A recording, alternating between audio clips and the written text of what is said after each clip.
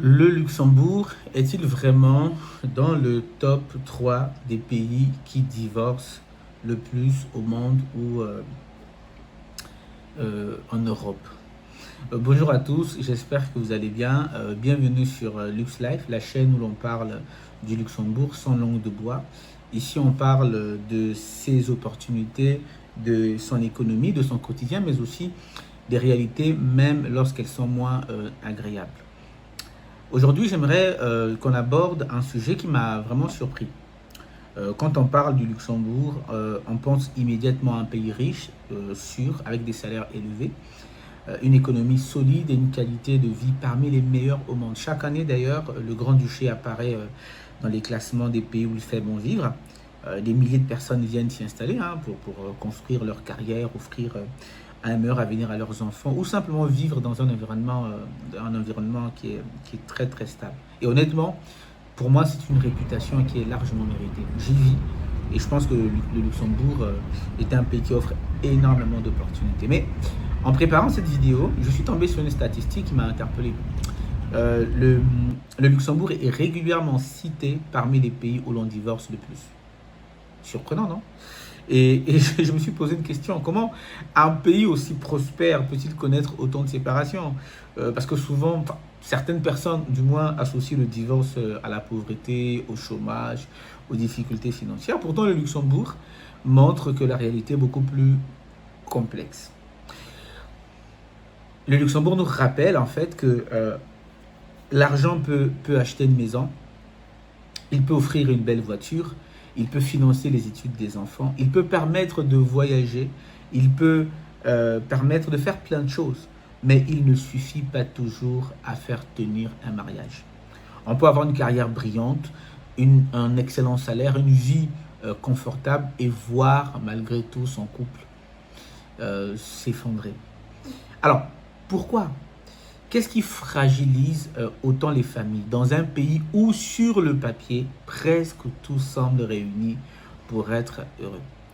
Pour répondre à cette question, je me suis appuyé sur plusieurs analyses publiées au Luxembourg, notamment des interviews d'avocats spécialisés en droit de la famille, ainsi que des articles de RTL ou encore de Luxembourg Time. Et je précise que les raisons que je vais partager ici ne constituent pas une liste officielle publiée par le gouvernement. C'est important de préciser. Ce sont les explications qui reviennent le plus souvent chez les professionnels qui accompagnent les couples en séparation. Et je trouve leurs analyses particulièrement intéressantes. Parce qu'au fond, cette vidéo ne parle pas seulement du Luxembourg. Elle parle de ce qui fragilise aujourd'hui les couples dans une grande partie du monde occidental. Et je suis convaincu que beaucoup de choses que nous allons voir concernent aussi la France, la Belgique, le Canada, certains pays d'Afrique et bien d'autres encore. Alors, sans plus attendre, voyons ensemble les principales raisons avancées par les spécialistes pour expliquer pourquoi le Luxembourg affiche un taux de divorce aussi élevé.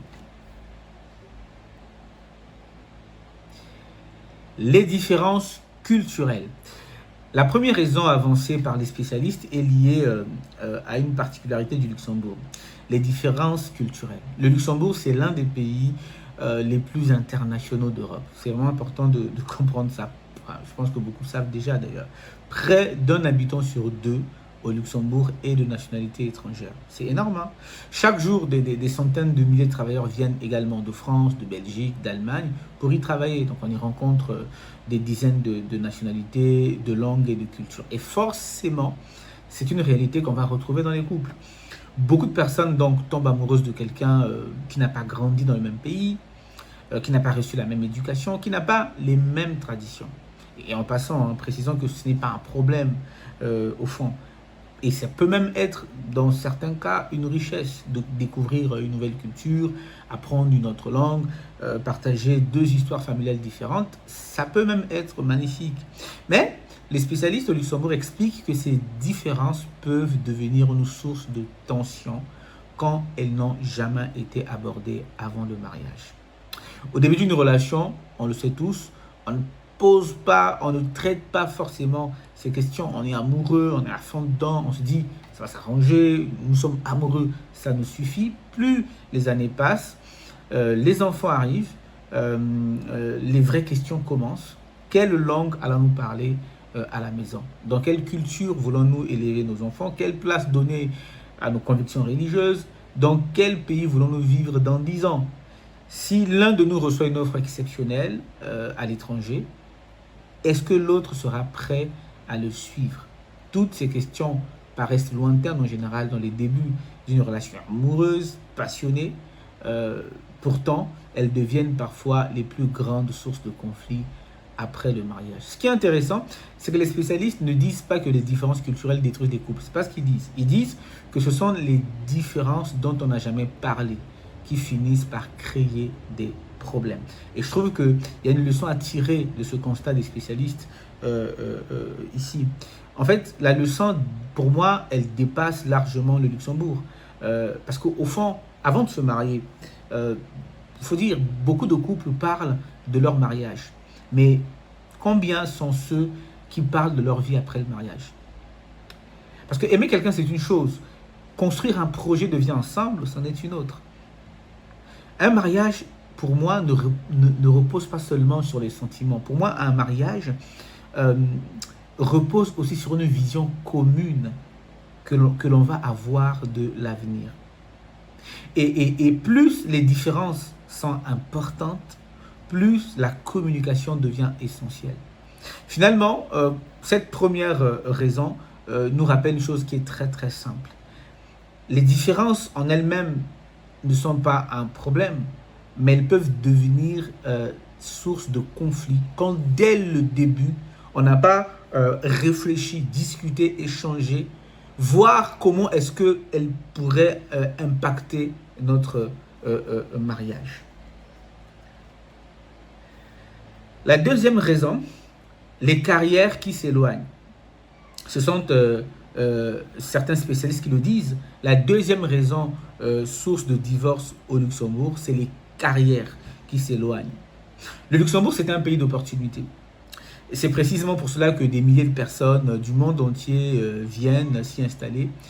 D'autres traversent chaque jour la frontière depuis la France, la Belgique, l'Allemagne pour y travailler. Et le pays attire des cadres, des ingénieurs, des banquiers, des consultants, des fonctionnaires européens, des profils très qualifiés. Le problème, c'est que ces carrières sont souvent très exigeantes. Les promotions, les mutations, les déplacements professionnels, les expatriations, les changements de pays font parfois partie de la vie de ces professionnels. Et c'est là que le couple peut commencer à être mis à l'épreuve. Imaginez un instant, monsieur reçoit une offre exceptionnelle à Singapour.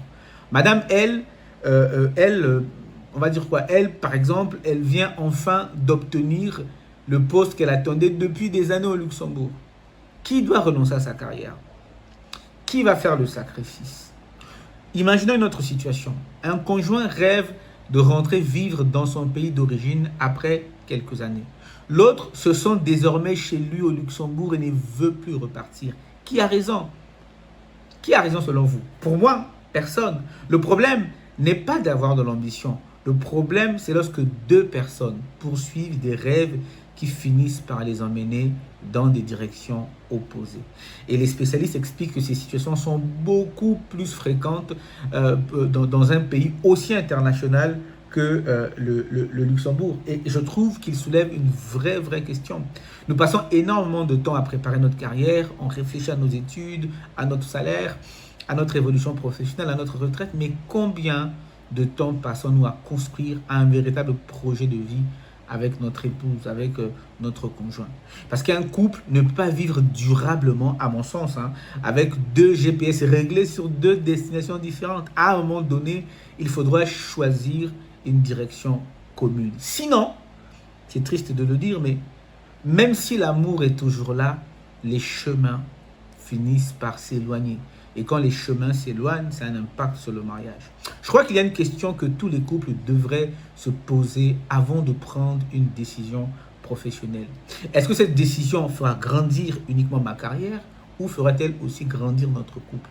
Parce qu'à la fin, une promotion, je pense que ça se fait pendant quelques semaines, mais un mariage, lui, va durer toute notre vie. Et cette raison, pour moi, me rappelle quelque chose d'essentiel, m'interpelle sur quelque chose de très important. Il est possible de réussir professionnellement tout en échouant malheureusement dans sa vie de couple. Le travail prend trop de place. La troisième raison avancée par les spécialistes, c'est le déséquilibre entre vie pro et vie de famille. Un sujet très important aujourd'hui dans les sociétés occidentales. Et je pense que beaucoup de personnes vont se reconnaître sur ce point. Le Luxembourg, c'est un des pays où l'on travaille beaucoup, énormément, entre les banques, les cabinets d'audit, les fonds d'investissement, les institutions européennes, les grandes entreprises internationales. Beaucoup de salariés exercent au Luxembourg des métiers qui sont très, très exigeants. Ajoutez à cela les travailleurs frontaliers qui passent parfois 2-3 heures par jour dans les transports. Au final, les journées sont très longues. Donc, imaginons un couple. Monsieur quitte la maison à 6 heures du matin. Madame part 1 heure plus tard. Le soir, l'un rentre à 19 heures, l'autre à 20 heures. Les enfants ont déjà mangé. Il reste, on va dire, un peu de vaisselle, quelques dossiers à terminer, une douche. La journée est déjà finie.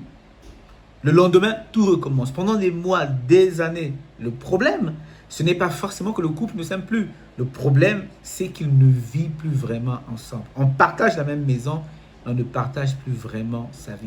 Les conversations commencent à tourner autour des courses, des enfants, des factures, de l'organisation du week-end. Et petit à petit, le couple commence à s'oublier. Ils cessent de parler d'eux, de leurs rêves, de leurs inquiétudes, de leurs relations. Et je pense que c'est l'un des plus grands pièges de notre époque. Nous travaillons dur pour offrir une belle vie à notre famille, mais parfois, à force de vouloir construire cette belle vie, nous n'avons plus le temps de profiter de ceux pour qui nous faisons tous ces efforts. Oui, bien sûr, le travail, c'est important. Ça aide à payer les factures, à préparer l'avenir, à offrir de bonnes conditions de vie à nos enfants. Mais il ne doit jamais devenir plus important que les personnes pour lesquelles on travaille. Et je pense qu'un couple devrait protéger, mais vraiment, son temps avec autant de sérieux qu'il protège sa carrière, ses projets professionnels, son argent. On bloque parfois des réunions importantes dans son agenda professionnel. Pourquoi ne pas bloquer aussi un dîner, un rendez-vous amoureux, une promenade, une soirée en couple? Parce qu'un mariage, pour moi, il ne s'effondre pas toujours après une grosse dispute, une grosse querelle. Non, pour moi, très souvent, un mariage s'éteint lentement, faute de temps, de présence, d'attention. On a une petite coupure, mais vous le verrez. Alors, je ne sais pas si vous allez le sentir ou pas, mais dans tous les cas, je disais tout simplement qu'un mariage ne s'effondre pas toujours à cause d'une grande crise ou à la suite d'une grande querelle ou à la première infidélité. Très souvent, il s'éteint lentement, faute de temps, d'entretien, d'attention, de présence. Et je pense que cette troisième raison nous rappelle une vérité que nous oublions parfois, surtout pour ceux qui sont mariés. La réussite professionnelle, c'est une très, très, très bonne chose, mais elle ne remplacera jamais une relation que l'on a cessé d'entretenir.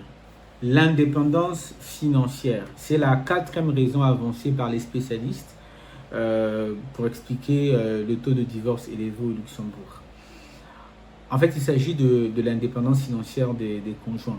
Bon, à première vue, ça peut paraître étonnant, hein, parce qu'on pourrait penser que deux personnes qui travaillent, qui gagnent bien leur vie et qui sont financièrement autonomes ont toutes les chances de réussir leur mariage. Dans un sens, c'est vrai, c'est vrai. L'indépendance financière, c'est une bonne chose. Elle apporte la liberté, la sécurité, ça permet à chacun de s'épanouir sans nécessairement dépendre de l'autre. Mais les spécialistes expliquent que cette indépendance a aussi un impact dans la manière dont certains couples vivent le mariage. Il y a quelques années, beaucoup de personnes restaient dans leur foyer, même lorsqu'elles n'étaient plus heureuses. Pourquoi? Tout simplement parce qu'elles n'avaient pas les moyens de partir. À une certaine époque, quitter son conjoint signifiait parfois perdre son logement, ses revenus et toute sa stabilité sur le plan matériel. Aujourd'hui, en Europe, la situation elle est différente. Au Luxembourg et dans beaucoup de pays européens, les femmes travaillent de plus en plus, elles disposent de leurs propres revenus et peuvent donc subvenir à leurs besoins. C'est une véritable avancée. Mais cela signifie aussi qu'une personne qui estime que son mariage est arrivé à son terme n'est plus retenue par une dépendance financière. Et là, il faut quand même clarifier quelque chose. Les spécialistes ne disent pas que l'indépendance financière provoque le divorce ou les divorces systématiquement. Non, ils disent que ça permet à des personnes de quitter une relation dans laquelle elles ne souhaitent plus vivre. Je pense que c'est quand même une nuance importante à faire. Personnellement, je trouve que cela pose une vraie question. Pourquoi un couple reste-t-il ensemble? Parce qu'il est obligé ou parce qu'il le choisit? À mes yeux, un mariage n'est solide que lorsqu'il repose sur un choix libre, pas sur la peur, la dépendance ou l'absence de choix. Deux personnes qui pourraient partir, qui ont la liberté de partir, mais qui décident chaque jour de rester ensemble, voilà ce qui, selon moi, donne de la valeur à un mariage, à l'engagement d'un mariage. Finalement, cette quatrième raison nous rappelle une vérité importante. L'argent, ça peut permettre de quitter un mariage, voilà, mais ça ne permettra jamais de construire un mariage heureux. Ce qui fait tenir un couple, ce n'est pas la dépendance financière pour moi, c'est la confiance, le respect, le dialogue, la volonté de continuer à avancer ensemble, même lorsque la vie devient difficile. Un couple dont l'un des conjoints reste parce qu'en fait, il n'a pas tellement le choix, pour moi, franchement, voilà, c'est compliqué, c'est compliqué. La recherche du bonheur à tout prix, c'est la cinquième raison avancée par certains spécialistes. Ça concerne en fait notre manière de voir le bonheur. Aujourd'hui, je pense que tout le monde le voit, tout le monde, tout le monde peut le constater. Aujourd'hui, la société nous envoie un message en permanence. Tu dois être heureux, tu dois être heureuse. Et en soi, il n'y a rien de mal à vouloir être heureux. Le problème, surtout quand on est en couple, c'est lorsque le bonheur devient le seul critère pour prendre toutes nos décisions. Aujourd'hui, beaucoup de personnes regardent leur mariage en se posant une seule question. Est-ce que je suis encore heureux? Si la réponse est négative, en mode depuis plusieurs mois, je ne suis pas bien, certains ont conclu que leur mariage est terminé. Et pourtant, aucun mariage, mais vraiment aucun, n'est heureux tous les jours. Je vois parfois des jeunes couples le découvrir. Au début, ils ont le sentiment qu'ils sont les seuls à vivre toutes les choses les plus difficiles de la planète. Et quand ces jeunes couples vont discuter avec de plus vieux couples, ils se rendent finalement compte que donc les autres couples aussi rencontrent des difficultés.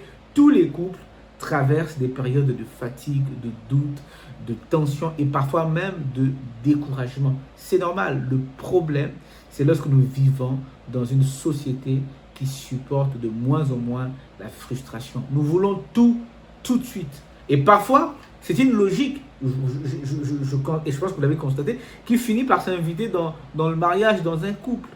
Au moindre problème, certains disent « je me suis peut-être trompé de personne ». Alors qu'en réalité, ils traversent peut-être une simple période difficile comme tous les couples. Les spécialistes expliquent que beaucoup de personnes aujourd'hui recherchent un épanouissement personnel de manière permanente. Le mariage n'est plus vu comme un engagement, mais il est parfois perçu comme un moyen d'atteindre son bonheur personnel. Et quand ce bonheur personnel disparaît, certains pensent que leur mariage n'a plus de raison d'être. Je pense que pour moi, c'est une vision très dangereuse. Parce que si le mariage dépend uniquement de nos émotions, de notre ressenti, il devient forcément fragile, léger. Pourquoi? Parce que les émotions changent, les sentiments évoluent, les périodes difficiles arrivent, mais un engagement, lui, est justement là pour traverser ces saisons de la vie. J'ai pris l'engagement de t'aimer, de te respecter, quelles que soient les tempêtes. Attention, je précise quand même une chose qui est très très importante. Moi, je ne parle pas ici des situations de violence, d'abus, d'emprise. Moi, je pense que dans ces cas-là, protéger les victimes, c'est une priorité. Voilà. Dans le sens que, oui, dans les cas d'abus, de violence, une séparation, voire parfois un divorce est un mal nécessaire. Moi, je parle des couples ordinaires qui connaissent les difficultés normales de toute vie à deux. Je crois que beaucoup de mariages pourraient être sauvés si nous arrêtions de croire qu'un mariage réussi est un mariage sans problème. Pour moi, un mariage solide n'est pas celui qui ne connaît jamais de tempête. c'est celui où deux personnes refusent d'abandonner leur bateau à la première, à la deuxième, à la troisième, à la 10e vague. Je pense que c'est peut-être l'un des plus grands défis de notre génération. Réapprendre que le bonheur ne consiste pas toujours à changer de conjoint.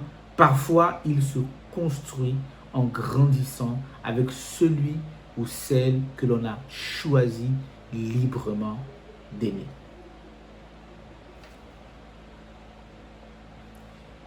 La 6e raison avancée par les spécialistes, c'est l'évolution du regard de notre société portée sur le divorce. Le divorce est devenu plus acceptable aujourd'hui. Il y a encore quelques années, divorcer, c'était vécu comme un échec, c'était vécu comme une fatalité. Beaucoup de personnes restaient mariées parce qu'elles avaient peur du regard des autres, les familles, les voisins, les amis. Tout le monde avait son avis. Dans certains milieux, divorcer était presque impensable. Aujourd'hui, les choses ont changé. La société, aujourd'hui, je pense qu'on le voit, le divorce est beaucoup mieux accepté socialement. La société l'accepte mieux. Bonjour, un couple qui divorce, ce n'est plus vraiment un gros scandale, voilà, une grosse histoire. Lorsqu'un couple traverse une crise profonde, mettre fin au mariage, c'est une option que beaucoup envisagent plus facilement qu'il y a quelques années. Ça ne veut pas forcément dire que l'évolution en elle-même, elle est systématiquement mauvaise. Je pense que cette évolution a permis aussi et permet à des milliers de personnes de sortir de situations extrêmement difficiles, voire dangereuses. Une femme qui est victime de violence, un homme vivant sous emprise, un conjoint qui est confronté à des abus et à une relation toxique dans son mariage. Dans ces situations-là, je pense qu'il est normal que la société protège les victimes et leur permette justement de repartir. Mais cette évolution aussi nous oblige à nous poser des questions. Est-ce que nous faisons aujourd'hui tout ce qu'il faut pour sauver un mariage avant d'y mettre fin? Moi, je parle des couples qui traversent les difficultés normales de la vie, pas des situations de violence ou de mise en danger. Parce que pour moi, un mariage traverse et traversera forcément des saisons difficiles, des périodes où l'on se comprend moins, des périodes où l'on se dispute davantage, des périodes où l'on a l'impression de s'éloigner. La vraie question, c'est à partir de quel moment décide-t-on que le mariage n'est plus sauvable? Je pense que notre société a parfois basculé, à mon avis, d'un extrême à l'autre. Autrefois, certains restaient ensemble à n'importe quel prix, même lorsqu'ils souffraient psychologiquement et physiquement de manière profonde. Aujourd'hui, certains renoncent parfois très vite, voire trop vite, sans avoir réellement cherché à reconstruire leur relation de mariage. Et pour moi, la vérité se trouve peut-être entre les deux extrêmes. Il ne faut ni supporter l'insupportable, ni abandonner au premier obstacle. Parce qu'un mariage, à mon sens, ne devient pas solide lorsqu'il évite les difficultés, lorsqu'il est sans problème. Pour moi, il devient solide lorsqu'il apprend à traverser les tempêtes et les difficultés ensemble. Et pour moi, c'est une raison qui nous rappelle une vérité simple. Une société peut rendre le divorce acceptable. Une loi peut rendre la procédure de séparation beaucoup plus simple. Mais aucune société, aucune loi ne remplacera les efforts, le dialogue, le pardon, l'engagement nécessaire pour faire durer un mariage. Au bout du compte, ce ne sont pas les lois qui font vivre finalement un couple, ce sont deux personnes qui choisissent chaque jour de continuer à construire leur histoire ensemble. La 7e raison, qui est un peu différente des précédentes, c'est une procédure de divorce devenue beaucoup plus simple au Luxembourg. Cette fois, on ne parle plus de problème de couple, on parle de loi. Au Luxembourg, il y a eu une réforme en 2018 qui est rentrée en vigueur en 2018, qui a rendu beaucoup plus simple sur le plan juridique le divorce. Divorcer au Luxembourg depuis 2018, c'est devenu beaucoup plus simple sur le plan juridique. Avant cette réforme, quand un couple voulait divorcer, il fallait parfois démontrer que l'un des deux avait commis une faute, une infidélité, des violences, un manquement grave à ses obligations. Et c'était des procédures qui étaient souvent longues, coûteuses, voire conflictuelles. Aujourd'hui, la philosophie a changé au Luxembourg. La justice cherche de moins en moins à désigner le coupable qu'à constater que le mariage est arrivé à son terme. Donc le but, c'est simple. On veut limiter les conflits, surtout quand il y a des enfants. Je pense qu'on peut y voir des éléments positifs à cela. Quand un couple a réellement décidé de se séparer, mais vraiment, je pense qu'il vaut mieux éviter une guerre judiciaire interminable, éternelle, qui risque de faire encore plus de dégâts. Mais cette réforme aussi peut nous emmener à réfléchir, à nous poser des questions. Est-ce qu'une procédure plus simple encourage certaines personnes à divorcer plus facilement? Parce que les spécialistes, eux, à cette question, ils ont répondu, ils ont donné leur avis. Ils rappellent qu'au Luxembourg, la réforme ne crée pas les problèmes de couple. Elle ne crée pas les disputes, les trahisons, les blessures. Mais elle enlève certaines barrières juridiques qui rendaient autrefois la séparation plus compliquée. En gros, pour eux, la loi n'explique pas pourquoi un couple se déchire. Elle explique seulement pourquoi aujourd'hui, il est beaucoup plus facile officiellement de mettre fin à un mariage quand ce dernier est déjà brisé. Et je trouve que cette distinction, cette clarification, elle est importante. Parce que parfois on entend dire, oui, mais c'est parce que aujourd'hui la loi encourage les gens à divorcer davantage. Je ne pense pas que ce soit aussi simple. Je pense que si un couple est heureux, une loi sur le divorce ne lui donnera pas envie de divorcer. Par contre, si un couple est malheureux, s'il est déjà détruit de l'intérieur depuis des années, une procédure plus simple permettra peut-être de tourner la page beaucoup plus rapidement. Et pour moi, cette septième raison peut nous enseigner quelque chose. La loi peut faciliter effectivement un divorce, notamment dans les sociétés occidentales et particulièrement au Luxembourg, mais elle ne peut ni sauver ni détruire un mariage. Ce sont toujours les choix, les comportements et les relations entre deux personnes mariées qui feront la différence.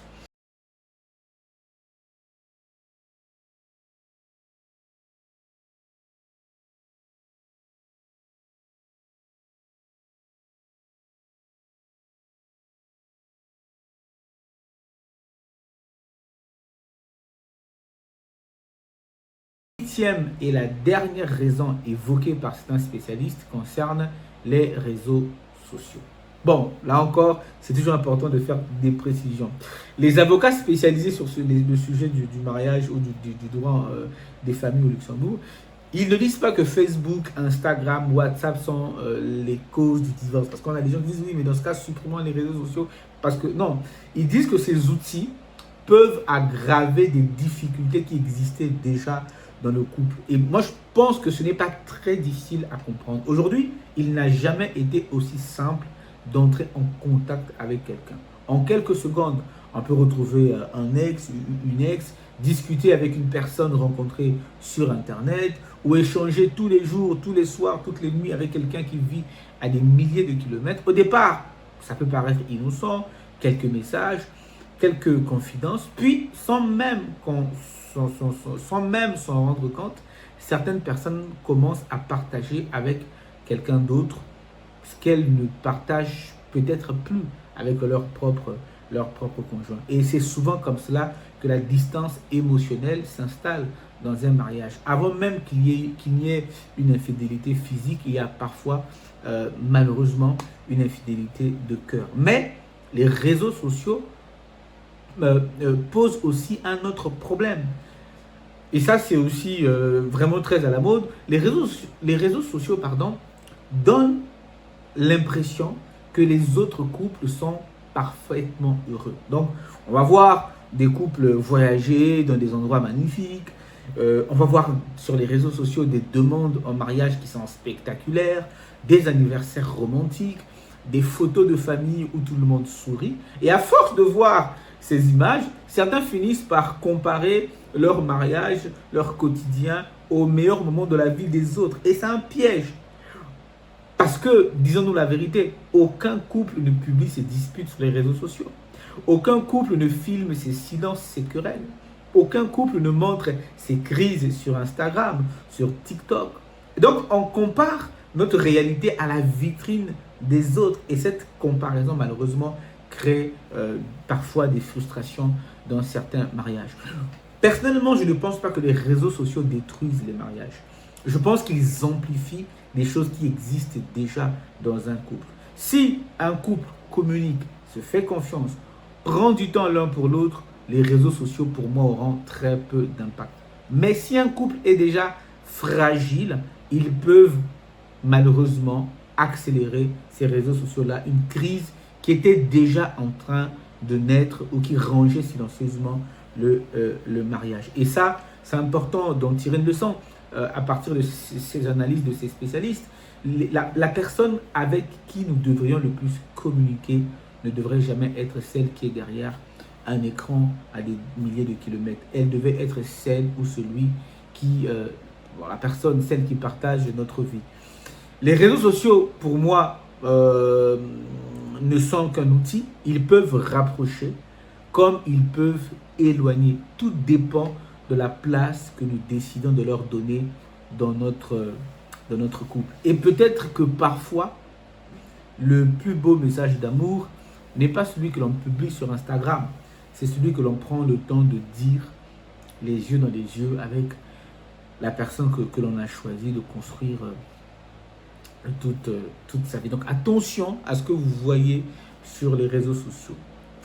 Qu'est-ce qu'on peut dire pour terminer justement ce sujet? En préparant cette vidéo, je me suis également posé une question. Je me suis dit, moi je viens d'Afrique. Je me suis demandé pourquoi le Luxembourg affiche un taux de divorce plus élevé que beaucoup de pays africains, voire arabes et parfois asiatiques. Est-ce que ça signifie que les couples, par exemple en Afrique, sont beaucoup plus solides? Parce que en termes de chiffres, il semblerait que le Luxembourg... Bon, après, tout dépend de comment est-ce qu'on analyse les indicateurs. Voilà. Mais en tout cas, de manière générale, on peut avoir le sentiment qu'au Luxembourg, on divorce un peu plus qu'en Afrique. Est-ce que ça signifie qu'en Afrique, par exemple, ou dans les pays arabes ou asiatiques, les couples sont beaucoup plus amoureux, beaucoup plus matures, beaucoup plus... voilà. Honnêtement, je pense que c'est pas aussi simple qu'on le pense. C'est pas aussi... Je ne crois pas que la réponse soit aussi simple. Dans beaucoup de pays, notamment en Afrique, une partie des mariages sont coutumiers, parfois religieux, et ne sont pas toujours enregistrés officiellement. Enfin, quand je dis officiellement, pas toujours enregistrés au niveau de l'état civil. Du coup, c'est simple à comprendre, les séparations ne passent pas non plus systématiquement devant un tribunal. Je connais de nombreuses personnes dans mon pays, dans un pays d'Afrique, qui sont légalement mariés, mais qui ont divorcé, chacun a refait sa vie, mais ils n'ont pas officiellement divorcé, mais chacun a refait sa vie. Je connais de nombreuses personnes qui se sont mariées coutumièrement, donc au niveau des parents, ils sont reconnus comme étant mariés, mais qui ensuite se sont séparés. Mais cette donnée-là, on ne peut pas malheureusement la noter, puisque c'était un mariage coutumier, ce n'est pas noté au niveau de l'état civil. Une partie des mariages, je disais donc, sont coutumiers, ce n'est pas enregistré officiellement, et donc les séparations ne passent pas devant un tribunal. Du coup, soit on n'a pas assez de statistiques, soit les statistiques sont incomplètes pour comparer et se dire peut-être que en Afrique en particulier, les gens s'aiment un peu plus qu'en Europe. On n'a pas suffisamment de stats pour comparer cela. Et il y a aussi une question de contexte. Dans certains pays encore, le mariage est valorisé socialement. En Afrique en particulier, dans certains pays que je connais, le divorce, c'est vécu comme une honte, surtout pour les femmes. Ça fait que certaines personnes vont rester dans leur foyer, non pas par conviction, mais soit par honte, par pression sociale, et aussi malheureusement, parce que beaucoup de femmes, encore aujourd'hui, dans certaines sociétés, vont dépendre financièrement de leur conjoint. Et donc, elles vont craindre de perdre justement cette dépendance financière-là. On va voir parfois des parents qui vont dire oui, mais si tu t'en vas, qui va s'occuper de toi, comment tu vas t'en sortir financièrement? Alors qu'au Luxembourg, par exemple, les femmes sont davantage présentes sur le marché du travail, elles disposent d'une plus grande autonomie financière, et donc et surtout la procédure de divorce, elle est beaucoup plus simple qu'il y a une dizaine d'années. Est-ce que ça veut dire qu'en Afrique, les gens sont beaucoup plus matures et au Luxembourg, les gens aiment moins le mariage? Je ne pense pas. Je pense que les réalités économiques, culturelles, juridiques sont différentes. Et c'est là que je me suis dit, il faut peut-être éviter deux erreurs. La première, ce serait de croire qu'un pays où l'on divorce peu, ou en tout cas on a moins de statistiques en termes de divorce, c'est un pays où les couples sont plus heureux, plus matures. Ce n'est pas forcément vrai. Peut-être qu'il y a autant en termes de réalité de séparation, de divorce. Peut-être que simplement il y a des freins sur le plan juridique, sur le plan de la culture, sur le plan des mentalités qui fait que bon, les gens sont séparés mais continuent à vivre quand même mariés en faisant semblant. Mais le cœur n'y est plus. Pour moi, la première erreur serait de croire qu'un pays où le taux de divorce en termes de statistiques est faible, c'est un pays dans lequel les couples sont plus heureux. Pour moi, ce n'est pas forcément vrai. Un faible taux de divorce, malheureusement, peut cacher des femmes ou des hommes qui restent prisonniers d'une relation destructrice parce qu'ils n'ont pas les moyens, ils n'ont pas la liberté ou le soutien nécessaire pour partir. Et la deuxième erreur serait de penser que le divorce est une chose banale au final. On peut divorcer pour tout et pour rien. Ce n'est pas si grave que ça. Pour moi, c'est une erreur aussi. Pour moi, un divorce est presque toujours un échec douloureux. Un échec pour un projet de vie. Une souffrance pour les deux conjoints. Surtout quand il y a des enfants. Parce que c'est souvent eux qui subissent les conséquences les plus profondes d'un divorce. Il y a un avocat luxembourgeois qui le rappelait d'ailleurs dans une interview. Il disait, un divorce ne met pas seulement fin à un mariage, il bouleverse complètement une famille. Et je crois que au final, la vraie question n'est même pas de chercher à savoir si le Luxembourg figure dans le top 3 des pays où l'on divorce le plus. Pour moi, peut-être que la vraie question, c'est comment construire dans notre génération des couples plus solides. Comment mieux préparer les futurs mariés? Comment apprendre à communiquer avant que les blessures ne deviennent irréparables? Comment traverser les crises sans abandonner à la première vague? Et quand une séparation devient malheureusement inévitable dans un mariage, comment protéger au mieux les enfants qui, eux, malheureusement, n'ont rien demandé?